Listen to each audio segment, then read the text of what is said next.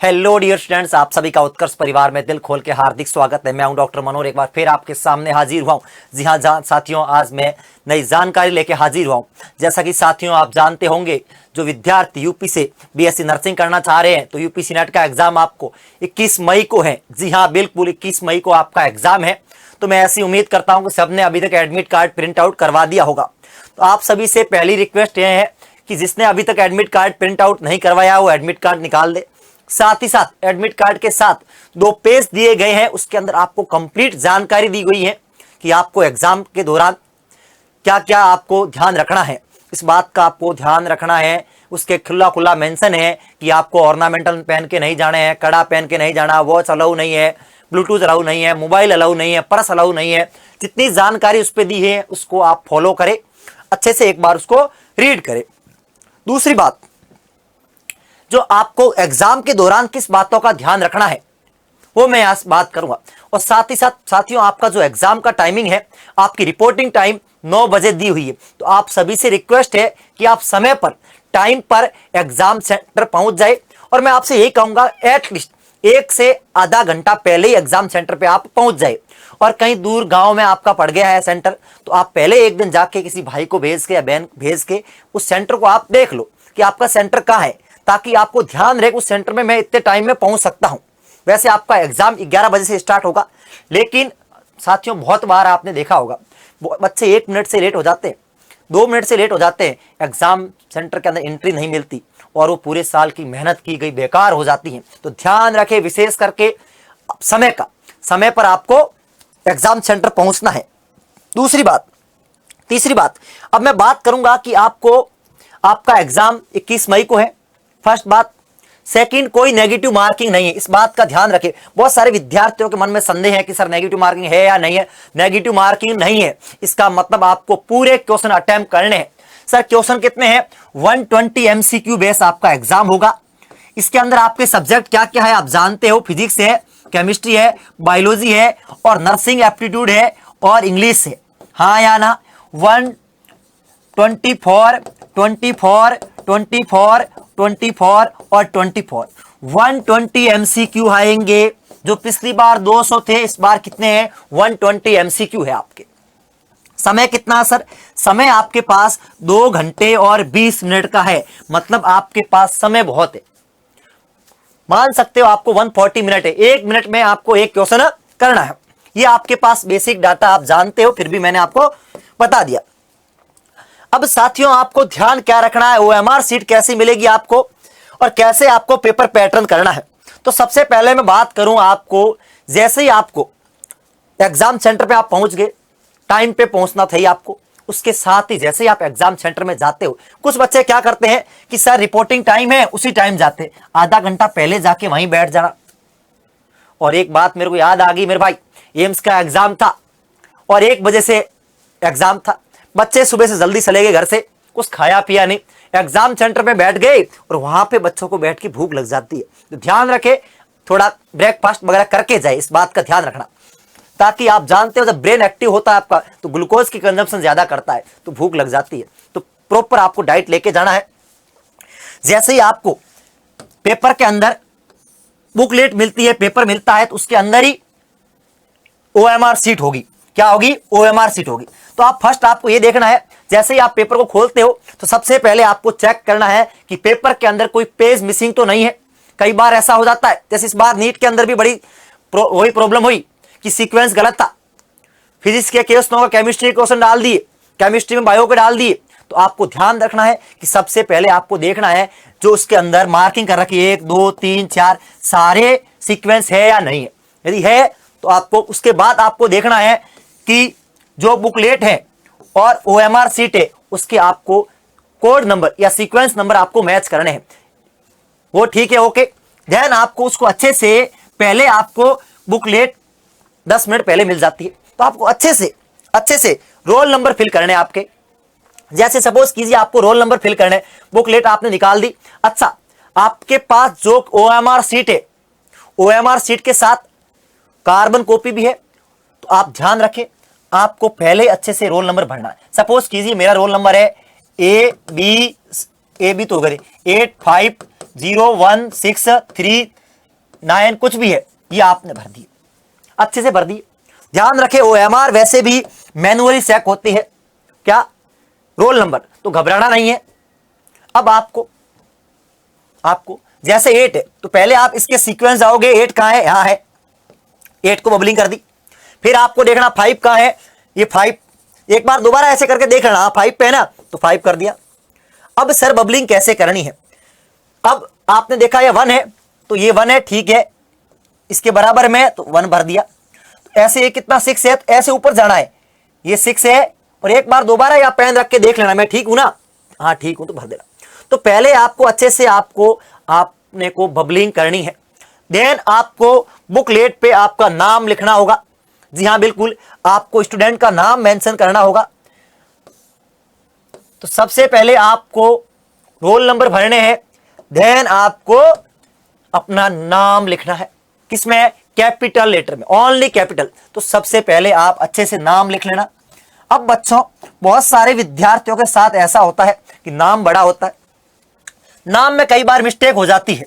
अब सर क्या करें, तो आपको परेशान नहीं होना है, पैनिक नहीं होना है। आप देखना आपके सेंटर के अंदर बहुत सारे बच्चे ऐसे होंगे, 3-4 बच्चे होंगे जिन्होंने ऐसी गलती करी होगी, लेकिन आपकी यदि हो जाए तो आपको पैनिक नहीं होना है, परेशान नहीं होना है, क्योंकि मेरे भाई जो नाम और रोल नंबर मैन्युअली चेक किए जाते हैं। ठीक है, आपने अपना नाम लिख लिया जैसे XYZ मनोहर, तो आप देख लेना उसी तरीके से आपका M यहाँ है, क्योंकि यहाँ बबलिंग बहुत सारी रहती है तो गलती के चांस रहते हैं, लेकिन कोई बात नहीं, फिर भी आपको अच्छे से इसको रोल नंबर भरने। ध्यान आपको सेलेक्ट करना है एग्जाम की डेट, रोल नंबर, माध्यम है जो आपका हिंदी इंग्लिश, उसको आपको मेंशन करना है। उसके साथ ही आपने कंप्लीट इसको फिल कर दिया। अब एक बात ध्यान रखना, यदि आपसे मिस्टेक हो जाए तो उस टाइम आपको गोला काटा चीटी कुछ भी नहीं करना, ना फ्लूड लगाना, ना काटना, कुछ मत करना। आप इन्विजिलेटर से पूछ लेना कोई परेशानी हो जाए तो, अदरवाइज आपको लिखा हुआ है यदि रॉन्ग माना जाएगा इस टाइप से तो कुछ नहीं करना। देन आपको पेपर के अंदर, मैं बबलिंग की बात करूं कि बबलिंग के अंदर सबसे पहले आपको इस टाइप से आपको दिखेंगे OMR सीट।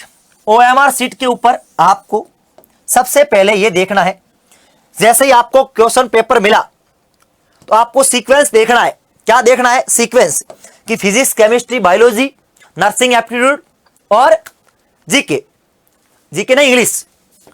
आपको यह चेक करना है कि आपका सब्जेक्ट सबसे पहले कौन सा दे रखा है। मैं आपसे ये रिकमेंड करूंगा कि सब्जेक्ट सीक्वेंस क्या रखना है, सबसे पहले सॉल्व किसको करना है। तो बायो के विद्यार्थियों के लिए मोस्ट कॉमन क्या रहता है, आसान रहता है बायोलॉजी, तो आपको बायोलॉजी से स्टार्ट करना है। और हर एक विद्यार्थी मेडिकल का बायो से स्टार्ट करता है। अब सर बायो से स्टार्ट तो हमने कर दिया, जैसे ही आप स्टार्ट करते हो तो यदि आपको पहला क्वेश्चन नहीं आ रहा, दूसरा भी नहीं आ रहा, तीसरा भी नहीं आ रहा, तो आपको घबराना नहीं है, घबराना नहीं है, छोड़ देना, 4-5 क्वेश्चन छोड़ के अगला स्टार्ट कर देना। तो एक बात का ये ध्यान रखना, बहुत सारे विद्यार्थी पहला, दूसरा, तीसरा क्वेश्चन नहीं आते हैं, पैनिक हो जाते हैं, परेशान हो जाते हैं और माइंड में नेगेटिव थॉट आ जाता है। तो आपको सबसे पहले अपने आप को पॉजिटिव रखना है, इस बात को आपको ध्यान में रखना। आपने पूरे साल मेहनत की है और मेहनत आपकी बेकार नहीं होगी, ठीक है, क्योंकि बहुत सारे विद्यार्थी ऐसे होते हैं जो मेहनत करते हैं, इस पैनिक होने की वजह से गलतियां कर बैठते हैं और सिली मिस्टेक कर देते हैं। तो आप ध्यान रखें, आपको अच्छे से पहले, हो सकता है आपको 2-3-4 क्वेश्चन नहीं आए, रीड करके छोड़ दो।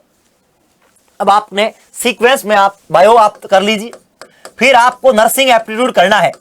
सर नर्सिंग एप्टीट्यूड क्यों, क्योंकि मेरे भाई नर्सिंग एप्टीट्यूड और बायोलॉजी सिमिलर ही है, सिमिलर ही पूछा जाता है।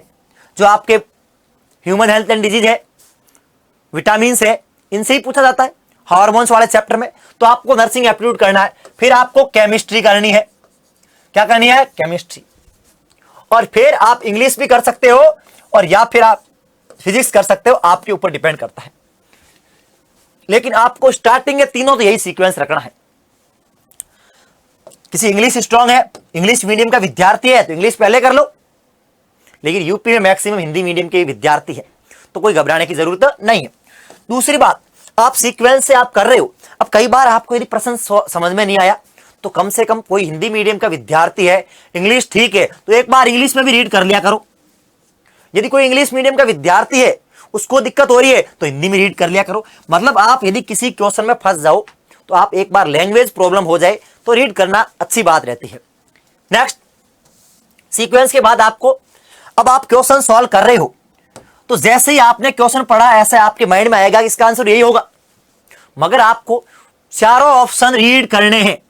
गलती मत करना, क्योंकि पहली नजर से कई बार चीजें गलत हो जाती है, पहली नजर से कई बार चीजें गलत हो जाती है।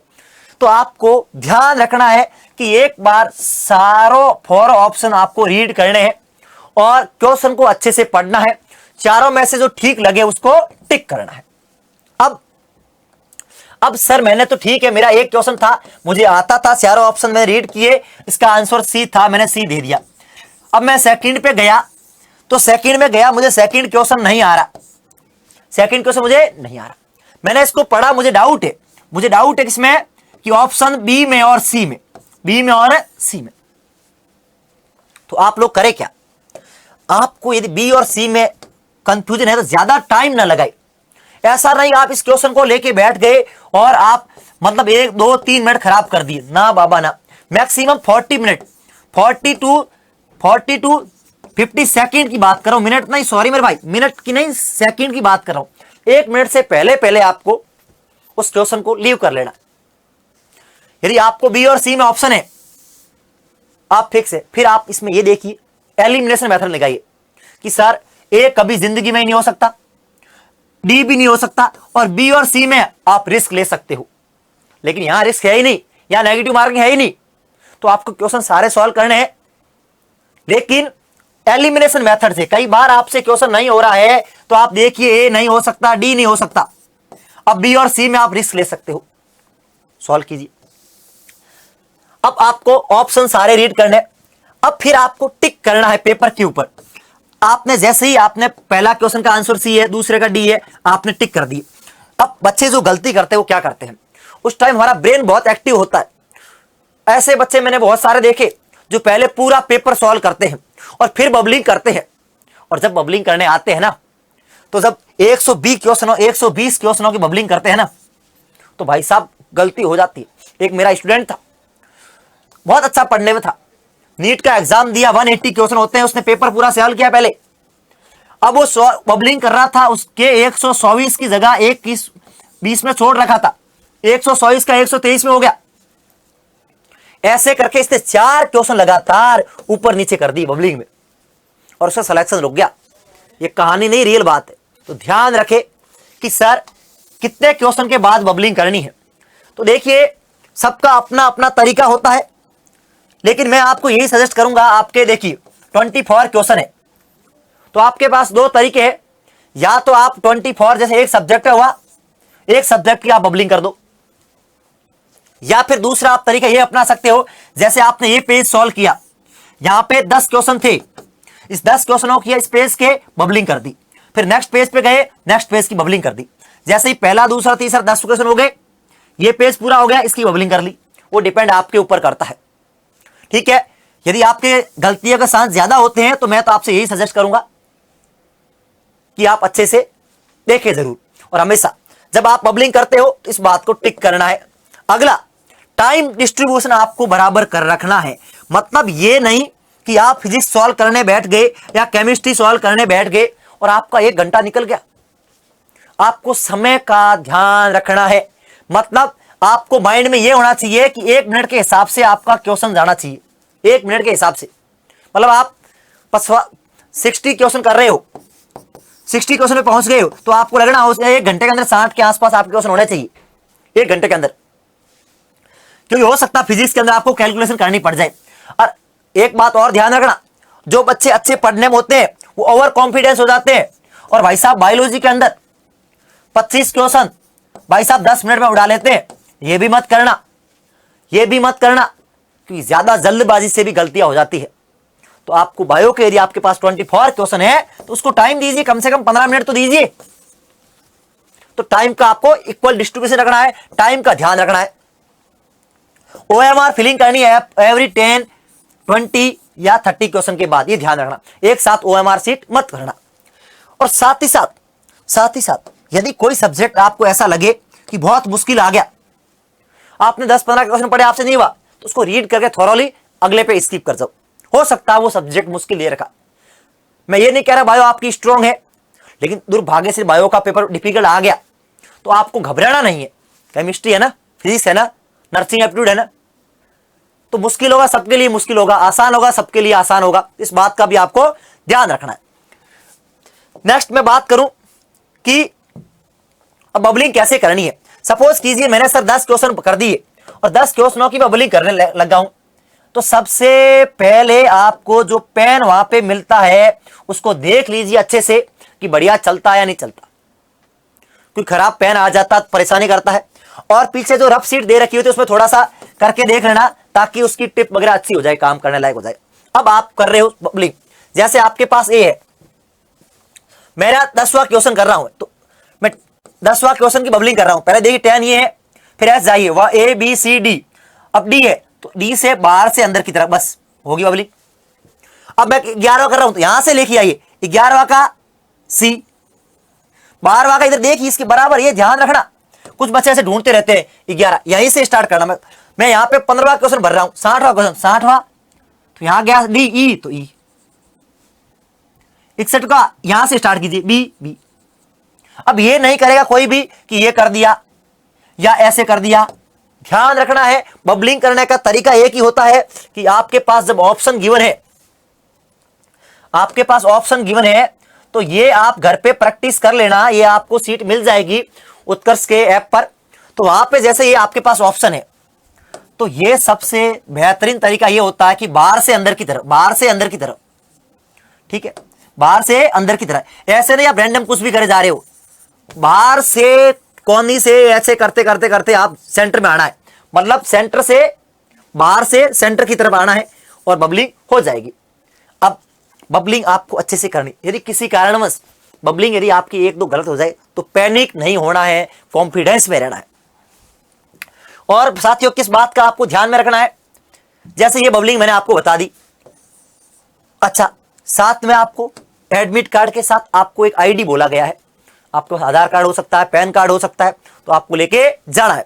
कुल मिला के आपको ध्यान रखना है छोटी छोटी चीजों का, पैनिक नहीं होना है, कोई गलती हो जाए तो परेशान नहीं होना है, थोड़ी बोड़ी हो जाए तो आप उनसे पूछ लीजिए। और कोई बच्चा इस टाइम, आपका टाइम एक क्रिटिकल टाइम चल रहा है तो ध्यान रखे खान पान का, ऐसा ना हो जाए कि बीमार पड़ जाओ पेपर के टाइम, और कोई मेडिकल इशू हो जाए तो साथ में मेडिसिन लेके जाना एटलीस्ट। मैं आपसे यही कहूंगा, यदि किसी बच्चे को परेशानी है तो लेके जाना, और वहां आपको एंट्री नहीं दे तो वहां रख लेना कि ये है मेडिसिन। कई बार ग्रामीण में बच्चे को परेशानी होने लग जाती है और वहां होती ही नहीं है, वहां उनके पास कुछ स्कूल वालों के पास मेडिसिन रहती ही नहीं है। तो यदि आपके पास आपको परेशानी रहती है किसी बात की तो आप जरूर लेके जाए साथ में, और वहां उनको दे दीजिए, आप रख लो, ठीक है। इस बात का आपको ध्यान रखना। कुल मिला के इन सारे पॉइंट को आपको माइंड में रखना है। अब आपको करना क्या है, उत्कर्ष के जो ऐप है उत्कर्ष का, वहां पे आपको फ्री टेस्ट आपको मिल रहे हैं यूपीसी नेट के, तो उस यूपीसी नेट के फ्री टेस्ट आप दे सकते हो।